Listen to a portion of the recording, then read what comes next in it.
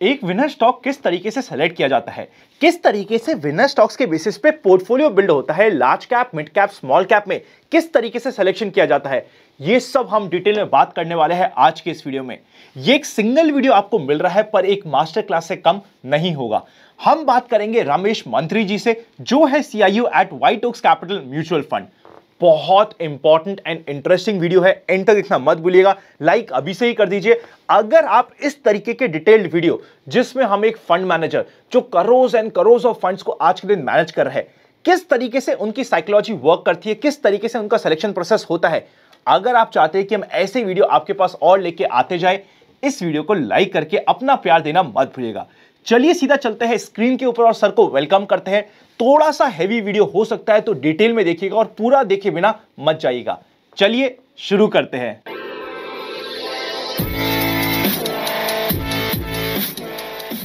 सबसे पहले रमेश सर, आपका इन्वेस्ट आज फॉर कल की फैमिली में स्वागत है sir. Welcome to this family. Thank you Anand, हमें अपॉर्चुनिटी देने के लिए आपके इवेंट शो पे। सर पहला क्वेश्चन ही ऐसा है जो हम सभी के लिए बहुत रेलेवेंट है। किसी भी एक विनर स्टॉक का सिलेक्शन प्रोसेस आपके अकॉर्डिंग क्या होता है और आप कैसे पहुंचते हो एक विनर स्टॉक तक? तो इसके लिए मैं अपना हमारा जो इन्वेस्टमेंट फ्रेमवर्क है, फिलॉसफी प्रोसेस है, ये आइडेंटिफाई करने का, वो दिखाता हूँ और फिर इसके बारे में बात करता हूँ डिटेल में। कोई भी लॉन्ग टर्म विनर आइडेंटिफाई करना है ना, तो उसमें सबसे पहले बिजनेस अच्छा होना जरूरी है। बिजनेस बहुत अच्छा होना जरूरी चाहिए।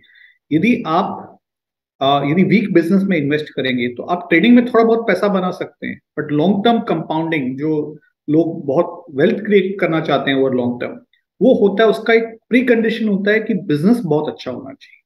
तो पहला टाइम फोकस करना चाहिए इन्वेस्टर को ये समझने के लिए कि बिजनेस अच्छा है नहीं है। और देखिए, जो भी इन्वेस्टर है उसका खुद का, यदि वो जॉब करते हैं या बिजनेस करते हैं, तो उसको कुछ इंडस्ट्रीज है जो उनको खुद बहुत अच्छे से समझ में आती है। यदि आप अपनी इंडस्ट्री में बेस्ट कंपनियों को आइडेंटिफाई कर लीजिए। एंड बेस्ट कंपनी की क्या कैरेक्टरिस्टिक्स होती है? बेस्ट कंपनी अपने इंडस्ट्री में लीडर होती है, या अपनी इंडस्ट्री में लीडर होती है जिसको सब लोग रेस्पेक्ट करते हैं, यू नो वो या डोमिनेंट प्लेयर होता है, या बिकॉज उसका बिजनेस इतना अच्छा कर रहा है, इतना अच्छा ग्रोथ हो रहा है कि आज वो लीडर नहीं है बट फ्यूचर में लीडर बन जाएगा।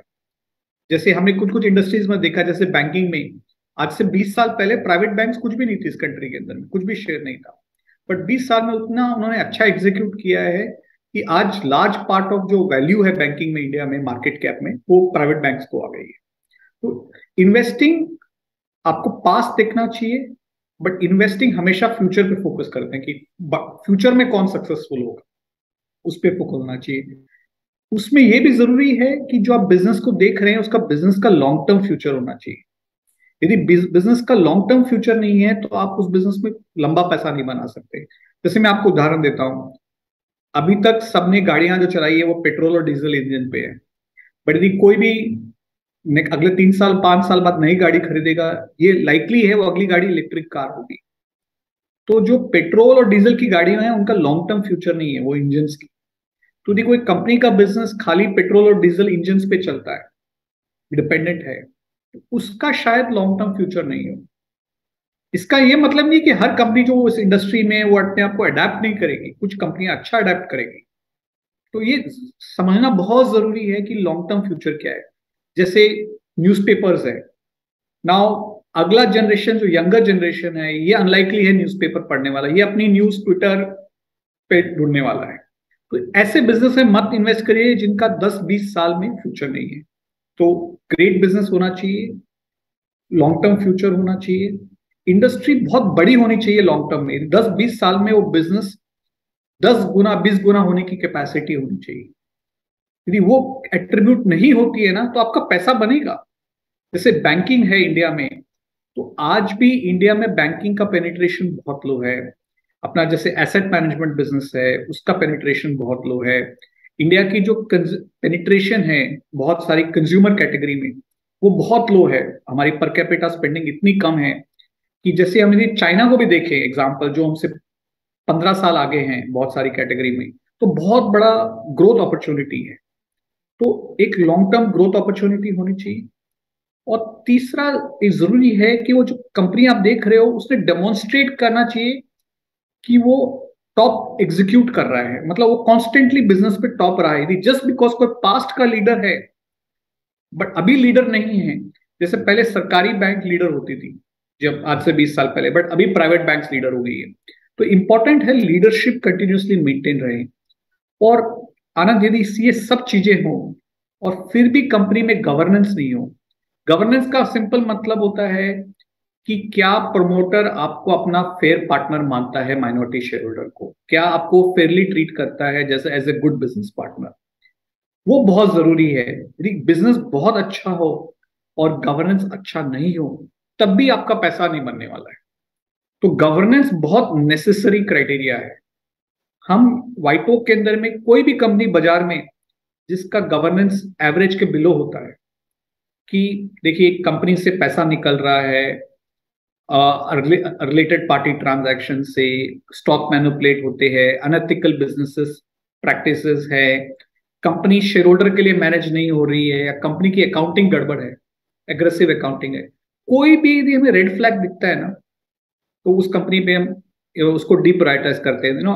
अंग्रेजी में कहावत है कि there is never a single cockroach in a kitchen, कि कोई एक किचन में एक कॉकरोच नहीं होता, पूरा परिवार होता है उसका।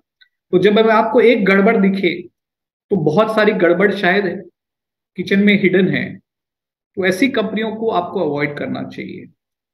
ये है एक आइडेंटिफिकेशन ग्रेट बिजनेस की। ग्रेट बिजनेस को आइडेंटिफाई करने के बाद में अपने को सही प्राइस पे खरीदना है। ना प्राइस पे अक्सर लोग ये पी रेशियो यूज करते हैं, ईपीएस का मल्टीपल यूज करते हैं और बोलते हैं कि ये बिजनेस सस्ता है, अच्छा है। देखिए, मैंने सीए पढ़ा है, और अर्निंग है ना, एक अकाउंटेंट का ओपिनियन होता है। रियल और अकाउंटिंग में इतनी चॉइसेस होती है अकाउंटिंग पॉलिसीज में, कि आपको दूसरा प्रॉफिट नंबर भी लेके आ सकते हो बिना रूल तोड़े हुए, राइट। प्लस प्रॉफिट के नीचे बिजनेस में कैपेक्स लगता है, वर्किंग कैपिटल लगता है, वो भी देखना पड़ता है। धंधे को बिल्ड करते हैं तो बिजनेस में फिक्स कैपेक्स लगता है, वर्किंग कैपिटल लगता है। तो जो रियल नंबर जो मैटर करता है बिजनेस में, वो तब बिजनेस से कितना पैसा, बैंक में कितना पैसा आया है। जो आपके राजस्थान बेस्ड इन्वेस्टर्स को, बिजनेसमैन को बहुत सही समझ में आता है कि प्रॉफिट तभी होता है जब पैसा आपके बैंक अकाउंट में आता है, राइट। तो इसलिए हम कैश फ्लोज पे फोकस करते हैं। तो कभी कभी कोई बिजनेस प्रॉफिट अच्छा दिखता है पर कैश फ्लो नहीं है, उस बिजनेस में सस्ता पी कम है तो कोई फायदा नहीं है। और कोई कोई बिजनेस में 100% प्रॉफिट कैश में आ जाता है। जैसे आप बड़ी बड़ी एफएमसीजी कंपनियों को देखेंगे या आईटी कंपनियों को देखेंगे, जो लार्ज कैप आईटी कंपनीज हैं, उनमें 90% या 100% जो प्रॉफिट होता है वो कैश में आ जाता है बैंक अकाउंट के अंदर में। जबकि यदि आप इंफ्रा में देखोगे या कुछ बहुत सारे कैपिटल इंटेंसिव इंडस्ट्रीज में देखोगे, वहां तो 50% प्रॉफिट भी बैंक अकाउंट में नहीं आता है, कहीं कहीं तो जीरो आता है, इनफैक्ट नेगेटिव होता है। वो बिजनेस में धंधे में कभी पैसा बन नहीं रहा है, खाली अकाउंट्स में वो प्रॉफिट दिख रहा है। वैसे कंपनियां लॉन्ग टर्म में एक्चुअली फेल करती है, वो एनपीएल क्रिएट करती है बैंकिंग सिस्टम के लिए। तो ये चीज है। और दूसरा गलती जो लोग करते हैं कि बहुत सारी चीजें ना, ये दुनिया में क्या हो रहा है उस पर फोकस करते हैं। आप सिर्फ एक चीज पे फोकस करिए, अच्छी इंडस्ट्री में अच्छी कंपनी, अच्छे प्रमोटर को सही दाम पे खरीदिए और लॉन्ग टर्म इन्वेस्टेड रहिए। हमारी ये फिलॉसफी। सर, कोई पॉइंटर्स आप दे सकते हैं एक अच्छा बिजनेस को डिसाइड करने के लिए कौन सा बिजनेस अच्छा है, खराब है? ये जो हमारे पॉइंटर्स थे ये सब्जेक्टिव पॉइंटर्स है। एज अ रिटेल इन्वेस्टर मुझे अगर ऑब्जेक्टिव 4 चीजें चेक करनी हो तो वो क्या होगी? देखिए, एक दो तीन चीजें बहुत सिंपल है। एक तो कंपनी अपने इंडस्ट्री में मार्केट शेयर गेन कर रही है नहीं कर रही। मार्केट शेयर गेन चाहिए हमें सबसे पहला। हाँ, उसका मार्केट शेयर कितना है उस इंडस्ट्री के अंदर। पहला तो नंबर 1 मार्केट शेयर कितना है, नंबर 2 मार्केट शेयर गेन कर रही है, लूज कर रही है, नंबर 3 है कि बिजनेस के अंदर में आपका रिटर्न ऑन कैपिटल कितना है। कम से कम आप 20% मिनिमम अट्रैक्टिव होना चाहिए। मतलब क्या होता है, एक्सप्लेन भी कर दीजिए ना सबके लिए, रिटर्न ऑन कैपिटल का क्या मतलब हुआ? कि बिजनेस में कितना कैपिटल लगा है, उसके ऊपर में प्री टैक्स क्या रिटर्न आया है। तो जैसे यदि पीबीटी है, उससे आप नेटवर्थ और टोटल जो डेट है बिजनेस में उसको डिवाइड करेंगे तो ये नंबर कम से कम 20% होना चाहिए over longer term, minimum number 20% होना चाहिए। हाँ, एंड तीसरा ये होना चाहिए कि बिजनेस का, इंडस्ट्री का लॉन्ग टर्म पोटेंशियल होना चाहिए। और वो आपको नॉर्मल इन्वेस्टर को भी समझ में आता है कि कौन से इंडस्ट्री का बहुत बड़ा लॉन्ग टर्म पोटेंशियल है, कुछ बहुत अर्ली स्टेजेस पे है, कुछ इंडस्ट्रीज काफी मेच्योर कर गई है। जैसे आप टेलीकॉम है, टेलीकॉम में अब सबके पास में फोन है तो वहां ग्रोथ थोड़ा कंस्ट्रेन हो गया है। उसी तरफ आप कार मार्केट देखें तो अभी भी इंडिया में कार पेनिट्रेशन बहुत कम है, राइट। अब जैसे ट्रैवल जैसी इंडस्ट्री है, ट्रैवल एंड टूरिज्म, अभी तो इंडियंस ने ट्रैवल करना चालू किया है, राइट। और जब भी लोगों की इनकम बढ़ती है वो पहले कंट्री में ट्रैवल करते हैं, फिर अब्रॉड ट्रैवल करते हैं। तो ये समझना कि इंडस्ट्री का बहुत long term high growth potential होना चाहिए लॉन्ग टर्म इंडस्ट्री में। ये 4 कैरेक्टरिस्टिक्स आप देखिए बिजनेस के अंदर में। नेक्स्ट अपन चलते हैं वैल्यूएशन के ऊपर। उसका एक एग्जांपल से एक्सप्लेन कीजिए ना, क्योंकि हमें समझ आ गया कि फ्यूचर कैश फ्लोज को हमें डिस्काउंट करना है, वो हमें इंट्रिंसिक वैल्यू पता चल जाएगी। एक्सप्लेन। देखिए, जैसे आप एक एफएमसीजी कंपनी लेंगे, राइट। कोई भी कंज्यूमर कंपनी, बड़ी कंज्यूमर कंपनी देख लीजिए, एफएमसीजी कंपनी, उनमें कहाँ पे वो लोग बिजनेस पे इन्वेस्ट करते हैं। इनफैक्ट वो लोग मैन्युफैक्चरिंग में ज्यादा पैसा नहीं डालते हैं उस बिजनेस में, क्योंकि अक्सर बहुत बड़ी कंज्यूमर कंपनियां पार्ट ऑफ द प्रोडक्शन तो आउटसोर्स करती हैं। क्योंकि कस्टमर वो क्या क्या चीज पे फोकस करते हैं, वो एक प्रोडक्ट डेवलपमेंट में फोकस करते हैं, फिर प्रोडक्ट डिस्ट्रीब्यूशन में फोकस करते हैं, और फिर मार्केटिंग और ब्रांडिंग में करते हैं। तो सबसे बड़ा इन्वेस्टमेंट कंज्यूमर कंपनी ब्रांडिंग में करती है, जो हम उसको बोलते हैं मार्केटिंग एडवर्टाइजिंग। वो एक्चुअली इन्वेस्टमेंट ना आपके खर्चे में दिखता है, साल का खर्चा। देखिए, ब्रांड लॉन्ग टर्म के लिए बनती है, बट जो आप उसमें इन्वेस्टमेंट करते हो वो आपके खर्चे में दिखता है। तो ये कंपनियां का जो इन्वेस्टमेंट होता है, और इनका बिजनेस इतना स्ट्रांग होता है कि इनका वर्किंग कैपिटल भी जीरो होता है। इनफैक्ट इनके जो डीलर होते हैं वो पहले पेमेंट भेजते हैं, फिर माल आता है। देखिए, सबसे अच्छे धंधे वो होते हैं जिसमें कस्टमर पहले आपको पेमेंट करता है, फिर आप माल देते हो। ऐसे नहीं कि 90 दिन की या 6 महीने की उधारी देते हो बिजनेस में, राइट। तो अच्छे बिजनेस होते हैं जो कैश में बेचते हैं, जैसे कंपनियां ज्यादातर कैश में बेचती है, तो उनका वर्किंग कैपिटल भी नहीं लगता है। तो बिजनेस में मेन इन्वेस्टमेंट होता है ब्रांडिंग में, जो वैसे भी खर्चे में जा रहा है। तो इनका जितना भी आप नेट प्रॉफिट देखते हो वो सारा का सारा पैसा बैंक अकाउंट में आता है, क्योंकि ग्रो करने के लिए अभी और कोई इन्वेस्टमेंट की जरूरत नहीं होती है। दूसरी तरफ आप स्टील कंपनी को देखिए, स्टील कंपनी को ग्रो करने के लिए नया स्टील प्लांट लगाना पड़ता है। स्टील प्लांट का कैपेक्स, मतलब आज भी आप 1 मिलियन टन का स्टील प्लांट सेटअप करते हो तो उसका 5,000 करोड़ रुपया लगता है। ऑफकोर्स बड़ा प्लांट सेटअप करते हो थोड़ी सी एफिशिएंसी आ जाती है कैपेक्स के अंदर में, और मिलियन टन का आजकल तो वायबल भी नहीं होता प्लांट। कम से कम आजकल आपको 5 मिलियन टन का प्लांट सेटअप करना पड़ता है, वो 20,000 करोड़ रुपए लगते हैं उसके लिए, 20-25,000 करोड़ रुपया, उससे भी ज्यादा लगता है पैसे। तो इसलिए इन कंपनियों में ग्रोथ में जितना पैसा कमाते हो वो सारा का सारा नए प्लांट में चला जाता है, आपकी जो सारी कमाई है। इनफैक्ट आपको ग्रो करने के लिए बैंक से और पैसा लेना पड़ता है। तो आपका जो ग्रोथ आ रहा है, आपके घर में कोई पैसा नहीं आ रहा है, आप समझ रहे हो, क्योंकि आपका जो सारा का सारा इन्वेस्टमेंट आपका ग्रोथ में लग जा रहा है। जबकि ये एफएमसीजी कंपनी है, उनके अंदर में जो भी सारा प्रॉफिट आता है आपके पैसे आप घर में आते हैं। वैसे आप उदाहरण देख लीजिए आईटी सर्विसेज का। आईटी सर्विसेज कंपनी क्या करती है, कंप्यूटर लेती है, आजकल तो ऑफिस भी भाड़े पे लेती है, आजकल तो ऑफिस भी नहीं बनाते हैं क्योंकि आजकल हर जगह ऑफिस भी रेंट पे मिल जाती है।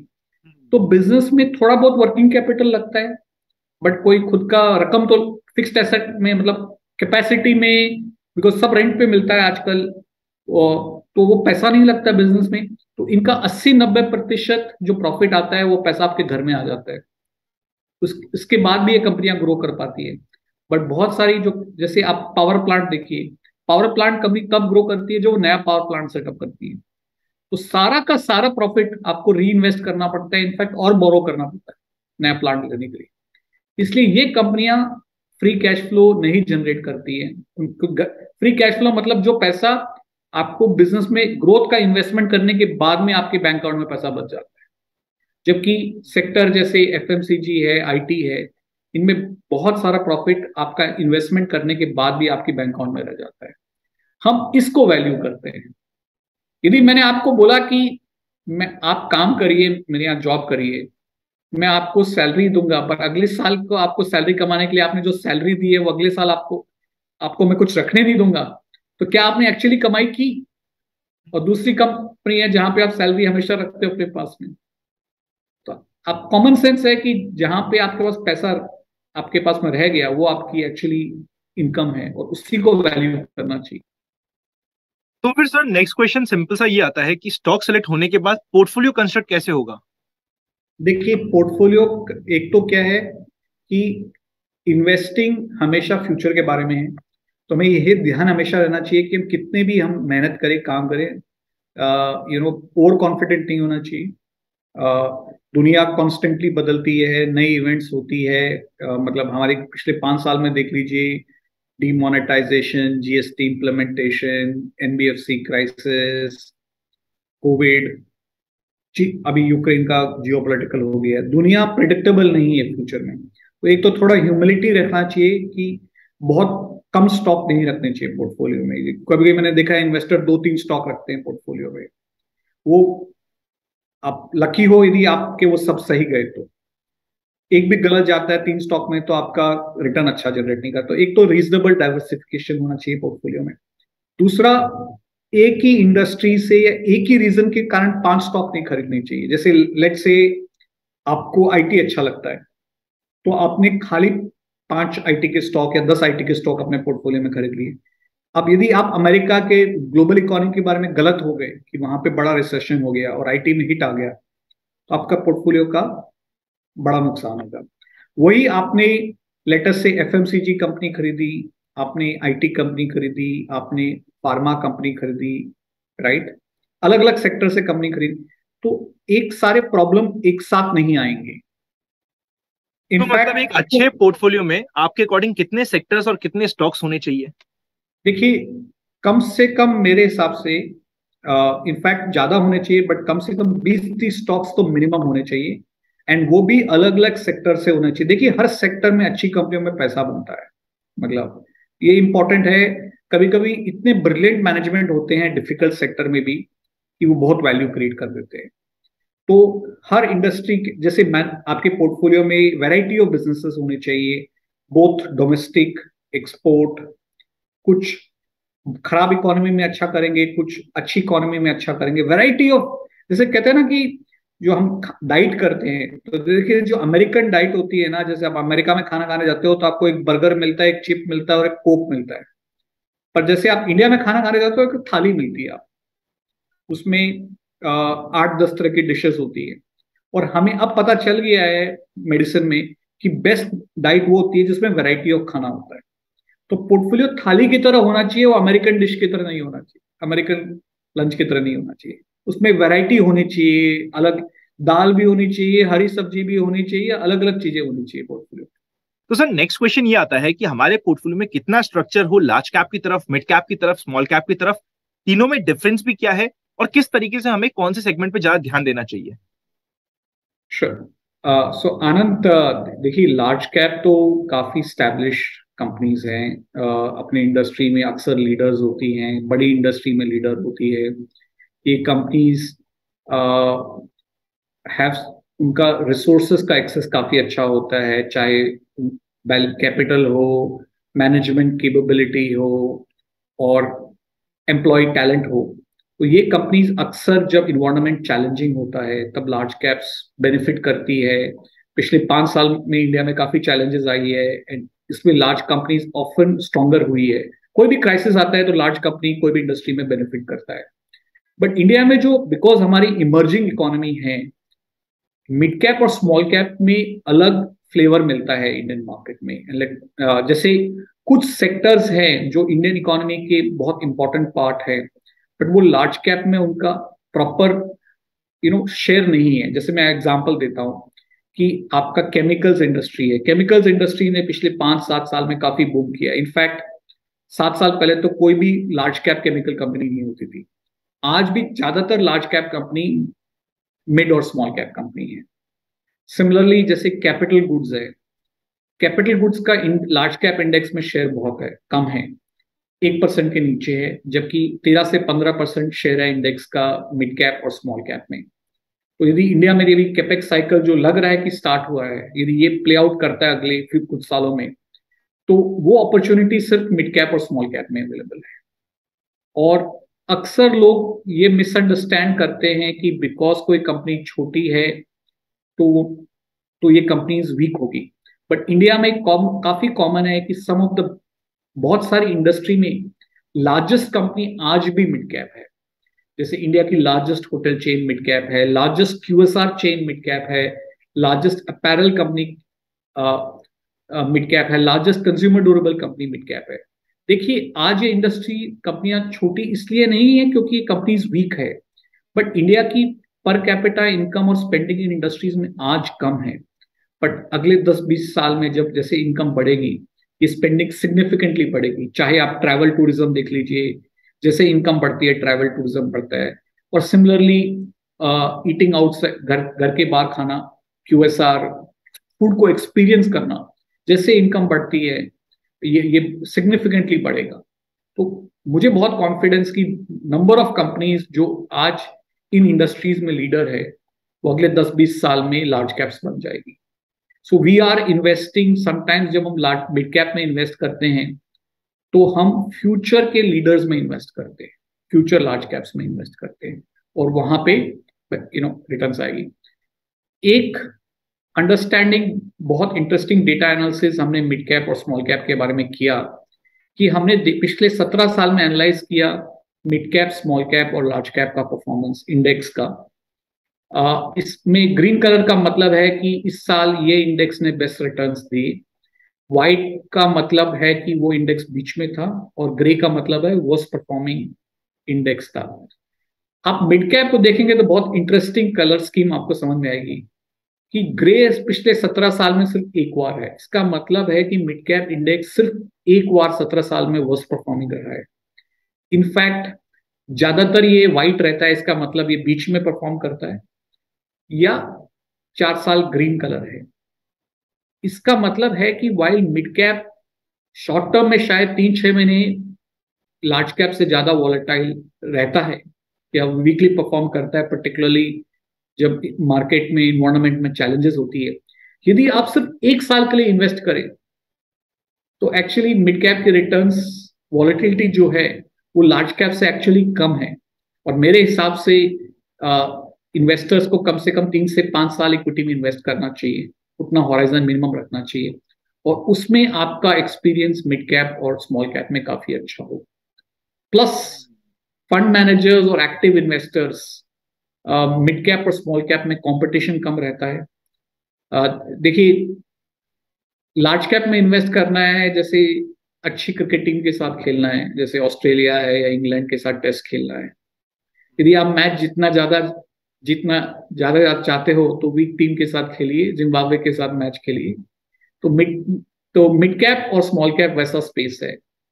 ये अलग बात है कि आपने वैसी मैच के साथ वहां पे भी आपने गलतियां कर दी तो वहां पे भी हार सकते हो, कोई एश्योरेंस नहीं है। बट ये अच्छे प्लेयर्स के लिए, अच्छे इन्वेस्टर्स के लिए मिड कैप, स्मॉल कैप अच्छी अपॉर्चुनिटी है आउट परफॉर्म करने के लिए, क्योंकि आपकी स्किल ज्यादा प्ले में आती है वहां पे। एक और इंटरेस्टिंग चीज जो हमने एनालाइज की, जो कॉर्पोरेट गवर्नेंस प्रॉब्लम है मिड कैप स्मॉल कैप में, ये पिछले 4 साल के एग्जाम्पल है। 2018 के बाद 5 मिड कैप कंपनीज के साथ देखिए क्या हुआ। आपको नाम गेस करना बहुत मुश्किल नहीं है, काफी तो अगर आप बड़ी गैस कर कंपनियां पा रहे हो तो कमेंट करके बता दीजिए ना कि हम कौन कौन सी कंपनी की इसमें बात करने वाले हैं। अगर आप गैस कर पा रहे हो तो कमेंट करते जाइएगा। Yes sir, sorry for disturbing. हाँ, ये 5 कंपनी में वैल्यू डिस्ट्रक्शन हुआ, बिजनेस के कारण नहीं हुआ, कॉर्पोरेट गवर्नेंस के कारण हुआ। एंड सो यहाँ पे ये वैल्यू डिस्ट्रक्शन गवर्नेंस के का बहुत बड़ा प्रॉब्लम है मिड कैप और स्मॉल कैप में। और इसलिए मैंने इंपॉर्टेंट बात की कि आप अपने यदि आप इंडिविजुअल इन्वेस्टर है तो आपकी इंडस्ट्री में कॉन्टैक्ट्स है, वहां से समझिए कि प्रमोटर्स कैसे हैं, लोग कैसे हैं, उनका बिजनेस करने का तरीका कैसे है, वो बहुत वैल्यू ऐड करता है। एंड फाइनली मैं आपको एक सिंपल सा एक उदाहरण देना चाहता हूं। देखिए, आप लार्ज कैप में जब इन्वेस्ट करते हो ना, तो आप सेफ सी में इन्वेस्ट करते हो, फिशिंग करते हो। तो बिकॉज वाटर बहुत सेफ है, फिशरमैन भी बहुत होते हैं, तो मछली कम पकड़ी जाएगी सबकी। तो इसलिए अल्फा जनरेट करना, कम अल्फा जनरेट होता है अच्छे मैनेजर्स का भी लार्ज कैप में। स्मॉल कैप मिड कैप में इन्वेस्ट करना है, जैसे आप डीप सी में जाके फिश करते हो, तो वहां कम फिशरमैन है, फिश भी बहुत है पानी में, बट पानी में शार्क भी है। तो यदि आप केपेबल हो तो आप बहुत मछली पकड़ के लेके आओगे, और यदि आप केपेबल नहीं हो तो आप शार्क का लंच बन जाओगे। Interesting, very interesting. और वो शार्क्स है कॉर्पोरेट गवर्नेंस प्रॉब्लम्स। सर, कुछ ऐसे पॉइंटर्स है क्या जिनको देख के हम कॉर्पोरेट गवर्नेंस के बारे में पहचान सकते हैं, या कुछ हिंट तो ले सकते हैं एटलीस्ट? देखिए, 5 ब्रॉड कैटेगरीज ऑफ फेलियर होता है इन्वेस्टर का, मतलब कॉर्पोरेट गवर्नेंस प्रॉब्लम जो हम ब्रॉड कैटेगराइज करते हैं। पहला होता है कि क्या promoter controlling share holder company से पैसा या वैल्यू निकाल रहा है। तो वो होता है कि या तो वो रिलेटेड पार्टी ट्रांजैक्शन से अपनी कंपनियों से माल खरीदता है, उनको बेचता है, उनसे पैसे निकाल रहा है काफी, या उनकी जब नया सक्सेसफुल बिजनेस होता है तो वो अपने पर्सनल कैपेसिटी में खरीद कर देता है। पूरी लिस्टेड कंपनी का टैलेंट लगता है, कैपिटल लगता है, और अपने खुद पैसे डाल के अपना कंट्रोलिंग स्टेक ले लेता है उस कंपनी के अंदर में। या कंपनी से वेर ओनरशिप अलग अलग अलग अपनी पर्सनल कैपेसिटी में नया बिजनेस क्रिएट कर लेता है कंपीट करने के लिए लिस्टेड कंपनी से। वो लोग कंपनी से वैल्यू स्टील कर रहे हैं। दूसरा होता है कंपनीज है जो मार्केट में अपनी प्राइस को मैनिपुलेट करती है। देखिए, अक्सर कंपनीज आईपीओ से पहले या जब प्रमोटर को अपना स्टेक बेचना होता है तो अच्छी बातें करते हैं, फिर कंपनियों के रिजल्ट नहीं आते हैं, सडनली बाद में प्रॉब्लम्स निकल के आते हैं, तो वो मिस डायरेक्ट कर रहे हैं इन्वेस्टर्स को, राइट। गलत काइंड ऑफ शेयर होल्डर्स है मार्केट में, गलत काइंड ऑफ लोगों के साथ जुड़े हुए हैं। सेबी की फाइलिंग्स पढ़िए, उन पे पेनल्टीज लगी हुई है क्या, गूगल सर्च रन करिए, सेबी का नाम लिख के, कंपनी का नाम लिख के, प्रमोटर का नाम लिख के, क्या सेबी ने उनके खिलाफ इनसाइडर ट्रेडिंग के पेनल्टीज लगाई है क्या। थर्ड होता है कि द इंडस्ट्री में अनएथिकल बिजनेस प्रैक्टिसेस है। अक्सर हम बहुत सारी इंडस्ट्रीज में देखते हैं कि पेमेंट कैश में होता है। इंडिया में ये अक्सर ये रियल एस्टेट में प्रॉब्लम होता था, राइट। तो इफ द कंपनी यदि कैश में पैसा लेती है तो फिर तो कैश कहाँ गया, राइट। हाँ, तो अनएथिकल बिजनेस प्रैक्टिसेस है क्या। Why is the company successful, ये समझिए। क्या क्या उनके पास अच्छा प्रोडक्ट है, अच्छा कैपेबिलिटी है, या they are just doing something that is जो समझ में नहीं आता है, राइट।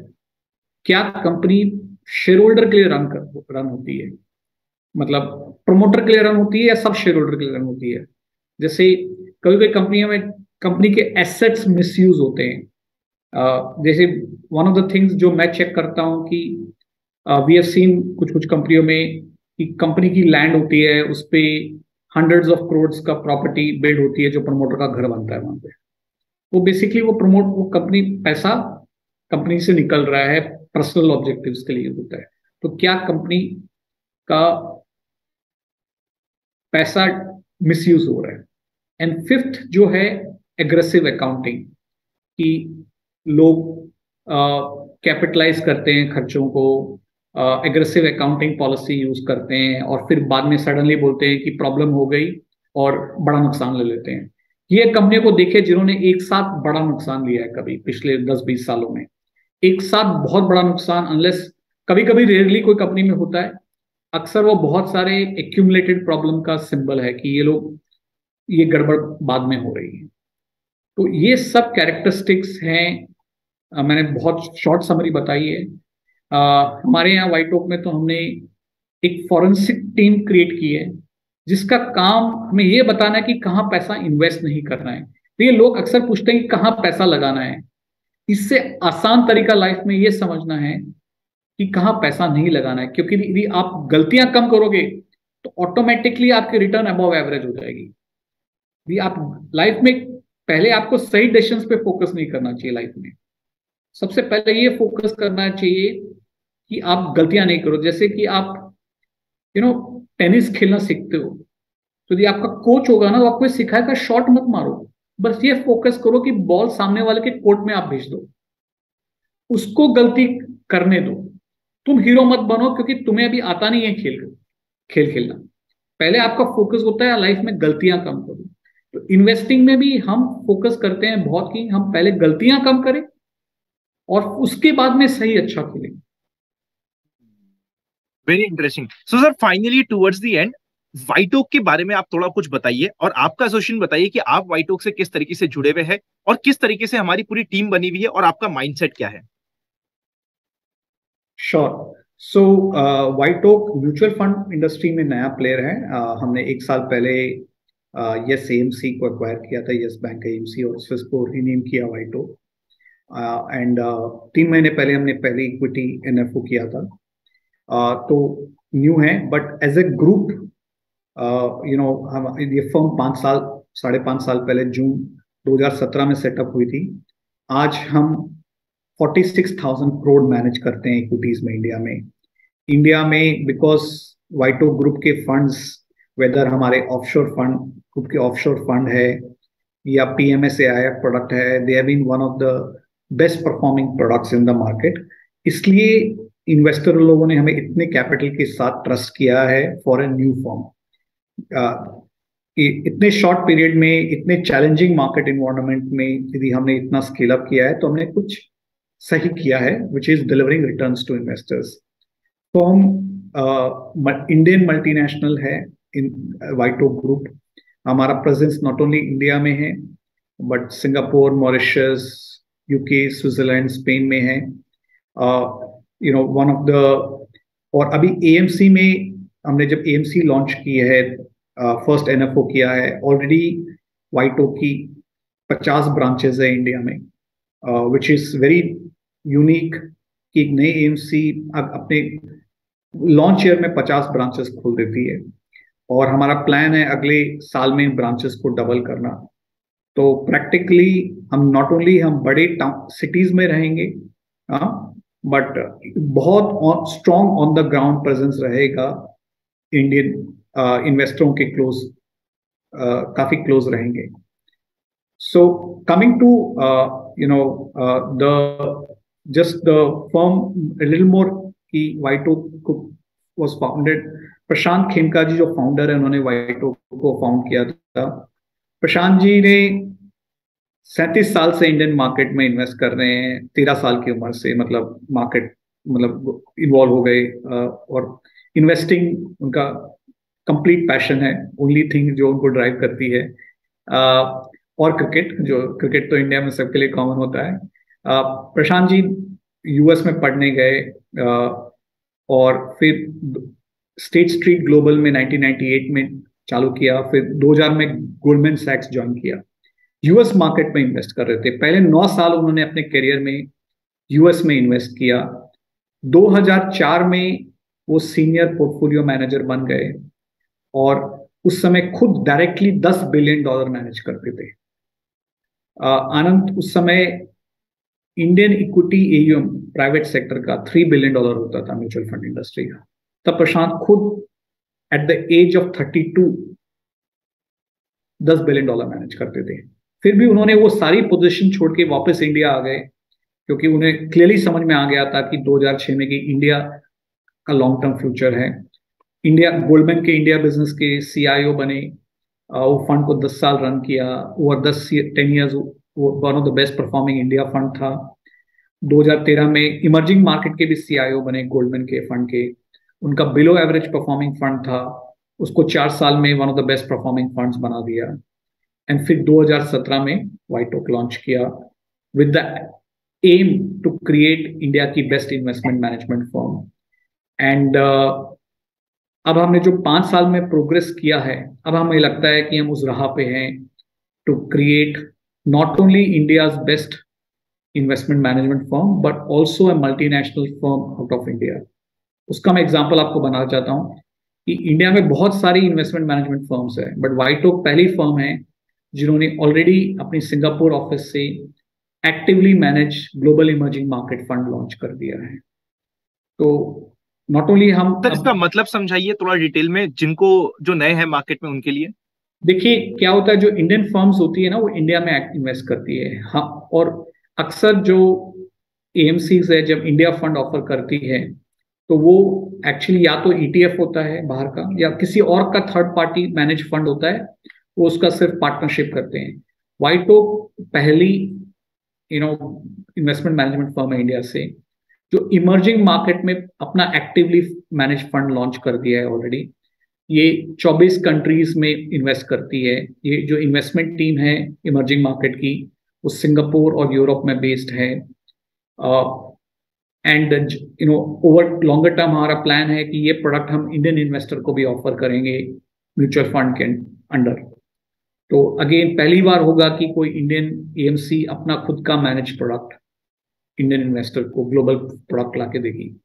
तो वो इट रिफ्लेक्ट्स आनंद एम्बिशंस की अब Indians are not limited to India, you know.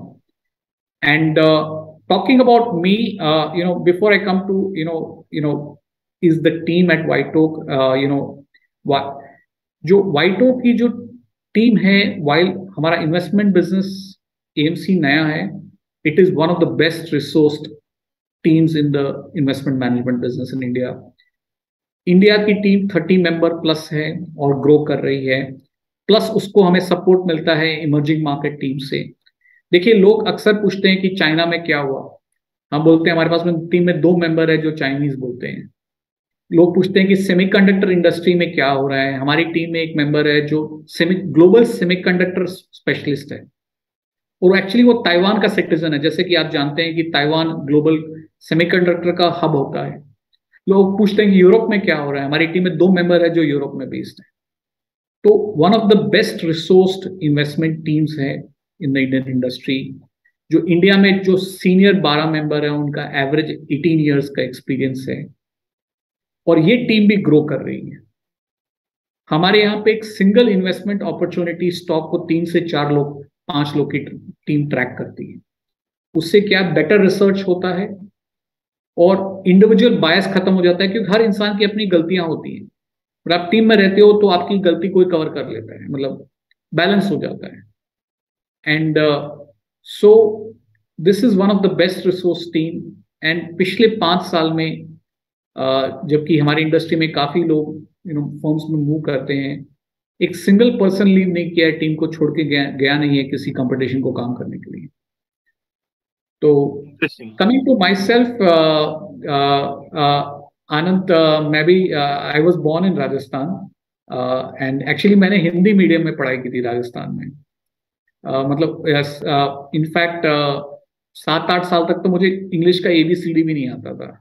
फिर मेरे फादर विशाखापट्टनम शिफ्ट हुए, फिर मैंने शिफ्ट किया इंग्लिश मीडियम में, तो काफ़ी क्लासेस डाउनग्रेड करना पड़ा क्योंकि अंग्रेजी नहीं आती थी। तो उसके बाद में मैंने विशाखापट्टनम में पढ़ाई की, फिर कैलकाटा में CA किया, सेंट जेवियर्स कॉलेज कैलकाटा, फिर कैलकाटा में CA किया, दिल्ली FMS दिल्ली से MBA किया और फिर CFA भी किया और फिर क्रिसिल से करियर ज्वाइन किया था। क्रिसिल जो रेटिंग एजेंसी है इंडिया की नंबर 1, पर अपना हमेशा से इंटरेस्ट मार्केट में था। तो 2 साल बाद में एक US फंड को ज्वाइन कर लिया जो इंडिया में इन्वेस्ट कर रहा था। और मैंने नॉट ओनली इंडिया में इन्वेस्ट किया है but number of countries outside India भी इन्वेस्ट किया है अपने करियर में। एंड फिर वाइट ओक जब सेटअप हुआ तो Day 1 I have been part of the founding team at White Oak. Very interesting. I think हमने बहुत सारी चीजें कवर कर ली है। आखिरी एक क्वेश्चन तो मार्केट के आउटलुक के ऊपर बनता ही है सर, जब हम आपके साथ है बात कर रहे हैं, अगले 1 साल का आपका मार्केट का आउटलुक क्या है और क्या US के लिए हमें इंडिया में डरना चाहिए? देखिए वैसे तो शॉर्ट टर्म में मार्केट हमारे हिसाब से ना, मार्केट का व्यू लेना इज कॉइन टॉस की तरह करने की तरह है। आधे टाइम आप हेड्स होगे, आधे टाइम टेल्स आएगा। लोग अक्सर गलती क्या करते हैं, जब उनके दो हेड्स आ जाते हैं तो उन्हें सोचने लग जाते हैं कि उनको टॉस करना आ गया। तो हमारा बहुत क्लियर व्यू है कि शॉर्ट टर्म में मार्केट प्रिडिक्ट नहीं हो सकता। बट अनंत, आपने इंपॉर्टेंट क्वेश्चन पूछा है कि आपकी इंडिया के फंडामेंटल्स आज बहुत स्ट्रांग है। That is the key thing to focus on. देखिए, मैं एक बहुत सिंपल एनालॉजी देता हूं अक्सर कि ना, लोग है ना, जब जो लोग पेट रखते हैं वो अपने डॉग को रेगुलरली वॉक करने के लिए लेके जाते हैं। एंड जो भी आप कभी डॉग को वॉक करने के लिए जाते हो तो लोग डॉग पे फोकस करते हैं ऑल द टाइम। कुत्ता कभी डॉग वॉकर से आगे रहता है, कभी पीछे रहता है, कभी वो भौंकता है, राइट। पर एक्चुअली लोग ये मिस कर जाते हैं कि एक्चुअली फाइनली कुत्ता वहीं जाता है, डॉग वहीं जाता है जहां उसका डॉग वॉकर लेके जाता है। तो डॉग तो एक मार्केट है, डॉग वॉकर इकोनॉमी है। लॉन्ग टर्म रिटर्न्स आते हैं कि इकोनॉमी, आपकी कंट्री इकोनॉमी कैसे कर रही है। आज India is one of the best place countries in the world in the global economy. और आज हमारी इकोनॉमी के सारे इंजन फायर कर रहे हैं। वेदर आप देखिए, पहले भी कंज्यूमर, आईटी, फार्मा ठीक कर रहा था, बट आज industrial, infrastructure, commodities, BFSI, real estate, सब इंजन इकोनॉमी के फायर कर रहे हैं। फॉरेन इन्वेस्टमेंट, एफडीआई बहुत आ रहा है। बैंकिंग की स्टेट ऑफ बैंकिंग बहुत अच्छा है। गवर्नमेंट के फाइनेंसेस अच्छे हैं, रिकॉर्ड टैक्स रेवेन्यू आ रहे हैं। चाहे इनकम टैक्स कलेक्शन देखिए, आप जीएसटी देखिए। पॉलिटिकल स्टेबिलिटी है जो बहुत बड़ी चीज है, अब हम स्लोली रियलाइज कर रहे हैं। देखिए, हमारी कंट्री में 25 ईयर्स, 1989 से 2014, 25 साल हमारी कंट्री में कोalition गवर्नमेंट रही कंटिन्यूअसली। फिर भी इक्विटी इन्वेस्टर ने अच्छा एक्सपीरियंस रहा। तो हमारी कंट्री की वो स्ट्रेंथ है। और पिछले 8 साल से तो एकदम पॉलिटिकल स्टेबिलिटी है। तो हमारी कंट्री की जो इकोनॉमिक फंडामेंटल्स है, आप ग्लोबली कंपेयर करें तो बहुत अच्छा है। और आज दुनिया में जो केओस हो रहा है, चाहे चाइना में हो रहा है, उसका बेनिफिट हो रहा है क्योंकि लोग इंडिया में मैन्युफैक्चरिंग शिफ्ट कर रहे हैं। अब तो लोग ये भी बात करने लगे हैं कि यूरोप में जो प्रॉब्लम्स है कि लोग प्रोडक्शन शिफ्ट कर रहे हैं, डाइवर्सिफाई कर रहे हैं यूरोप से टू इंडिया, क्योंकि यूरोप में एनर्जी प्राइसेस इतने हो गए हैं, वहां जियोपॉलिटिकल रिस्क बढ़ गया है। तो India is now in a sweet spot. ये एक्चुअली एक ऐसा मैच है जो हम तभी हार सकते हैं जब हम सेल्फ गोल करेंगे। सेल्फ गोल करेंगे। हाँ, very interesting. And long term हमें लगता है कि इक्विटी रिटर्न जो हमारा जो जीडीपी ग्रो करेगा, नॉमिनल जीडीपी जो 11-12% का लॉन्ग टर्म ट्रैक रिकॉर्ड है, उस लेवल पे रिटर्न्स आएंगे। एंड जो आज बाकी ऑल्टरनेट एसेट्स है उनसे काफी बेटर है। एंड ये भी ओवर लॉन्ग टर्म कंपाउंडिंग बहुत वैल्यूबल हो जाता है।